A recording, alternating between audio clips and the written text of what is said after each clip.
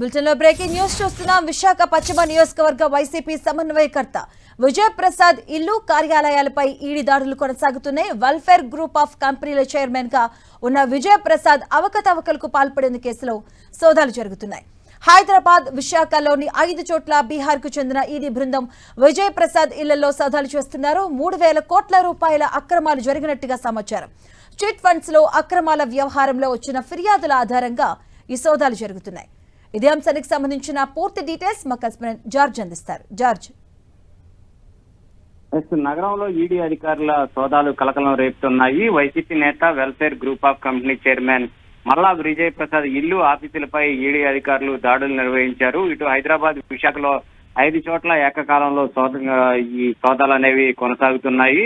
ముఖ్యంగా బీహార్ కు చెందిన ఈడీ బృందం ఈ సోదాలు అనేది చేస్తుంది. Welfare group of company chairman గా అవకతవకలు పాల్పడినట్టు కేసులో ఈడీ అధికారులు సోదాలు చేపట్టారు. 3,000 కోట్ల రూపాయల చిట్ ఫండ్ కుంభకోణంలో సోదాలు జరుగుతున్నట్లు ప్రాథమికంగా సమాచారం అయితే అందుతూ ఉంది. గతంలో సైతం కూడా ఈ వెల్ఫేర్ కు సంబంధించి అనేక డిపాజిట్లు భారీగా సేకరించినట్లయితే కేసులు నమోదయ్యాయి. ముఖ్యంగా చూసుకున్నట్లయితే కనుక ఇటు ఒరిస్సా తో పాటు ఇటు బీహారు, అలాగే జార్ఖండ్ వంటి ప్రాంతాల్లో ఈ భారీగా దీనికి సంబంధించిన వెల్ఫేర్ కు సంబంధించి భారీగా డిపాజిట్లు సేకరించి భారీగా మోసాలు జరిగినట్లయితే అవకతవకలు జరిగినట్లు గుర్తించడం జరిగింది. ఈ నేపథ్యంలో గతంలో సైతం కూడా ఒరిస్సాకు చెందిన పోలీసులు సైతం కూడా మల్లా విజయప్రసాద్ ను అరెస్ట్ చేయడం జరిగింది.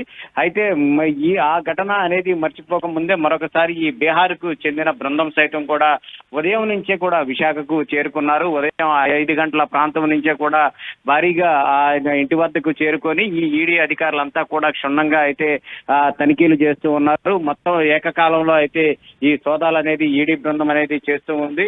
2019లో విశాఖ పశ్చిమ నియోజకవర్గం వైసీపీ అభ్యర్థిగా విజయప్రసాద్ పోటీ చేశారు. 2021 అప్పుడు ప్రభుత్వంలో కూడా education welfare and infrastructure development corporation chairman గా కూడా పనిచేయడం జరిగింది. అయితే 2024 నుంచి వైసీపీ విశాఖపట్నం పశ్చిమ నియోజకవర్గ సమన్వయకర్తగా విజయప్రసాద్ అయితే బాధ్యతలు నిర్వహిస్తూ ఉన్నారు. ఈ క్రమంలో ఇప్పుడు ఈ వెల్ఫేర్ గ్రూప్ ఆఫ్ కంపెనీ మీద ఈ బీహార్ కు చెందిన ఈడీ అధికారులు సోదాలు చేయడం, అంతేకాకుండా 3,000 కోట్లకు సంబంధించి ఈ సోదాలు జరుగుతున్నట్లు తెలుస్తూ ఉండడంతో ఒక్కసారిగా ఈ ఈడీ అధికారులు అక్కడికి రావడం కలకలం రేగింది. బృందాలు సోదాలు చేస్తున్నారు. ఇప్పటి వరకు ఎటువంటి అంశాలను గుర్తించారు అసలు?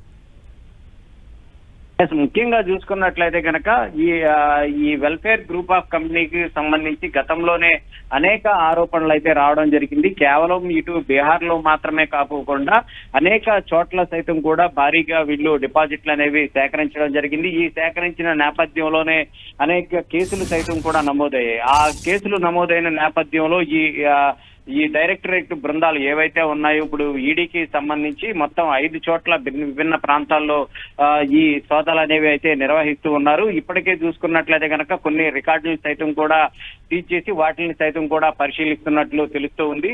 మొత్తం మీద ఈ రోజు సోదాలు అనేవి కంటిన్యూస్ గా కొనసాగుతాయని అయితే భావిస్తూ ఉన్నారు. ఎందుకంటే అనేక 3,000 కోట్లకు సంబంధించింది కాబట్టి ఎక్కువగా ఈ డిపాజిట్లు సేకరించినట్లు తెలుస్తూ ఉంది. కాబట్టి దీని మీద భారీ అవకతవకలు జరిగాయి. కాబట్టి దీని మీద అయితే ఎక్కువగా ఈ సోదాలు అనేవి అయితే నిర్వహించే అవకాశం అయితే కనిపిస్తూ ఉంది. ఎందుకంటే ఇప్పటికే చూసుకున్నట్లయితే కేవలం ఈ వీటిని మాత్రమే కాదు, ఇటు ఒరిస్సాకు సంబంధించి చూసుకున్నట్లయితే గతంలో కూడా చూసుకుంటే 1,200 కోట్ల వరకు కూడా డిపాజిట్లు అనేవి సేకరించారు. అంతేకాకుండా ఇప్పుడు ఈ 3,000 కోట్లకు సంబంధించి ఆర్థిక కుంభకోణాల కేసులు అనేవి నడుస్తూ ఉన్నాయి. ఈ నేపథ్యంలోనే ఈ వెల్ఫేర్ గ్రూప్ ఆఫ్ చైర్మన్ గా ఆయన పాల్పడిన ఆర్థిక అవకతవకలు, నిబంధనలకు విరుద్ధంగా నిధుల మళ్లింపు ఆరోపణలపై ఇప్పుడు ఎన్ఫోర్స్మెంట్ డైరెక్టర్ అధికారులు మెరుపు దాడులు అనేవి నిర్వహిస్తూ ఉన్నారు.